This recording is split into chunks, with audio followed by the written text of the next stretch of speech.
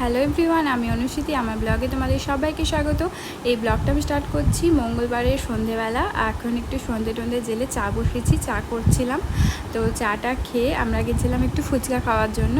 আমরা এখন এসেছি শিউরি বাড়ি, পরিদ্ধা বলে যে গ্রামটা আছে সেখানেই। তো অনেক দিন পর এলাম, প্রায় 1-1.5 বছর। আমি মাঝে একবার এসেছিলাম কিন্তু খুব একটা দিন থাকা হয়নি।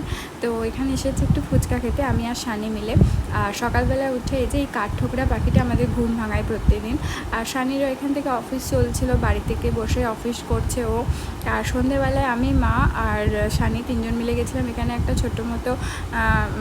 ছোটোখাটো না, বেশ ভালোই বড়সড়ই বলতে গেলে একটা শপিং মল আছে। সেখানে ওই পয়লা বৈশাখ উপলক্ষে একটু কেনাকাটি করতে গেছিলাম, একটু মোমো খেয়ে বাড়ি চলে এসেছিলাম। আর পরের দিন আজ হচ্ছে বৃহস্পতিবার, মায়ের আজকে ষষ্ঠী আছে।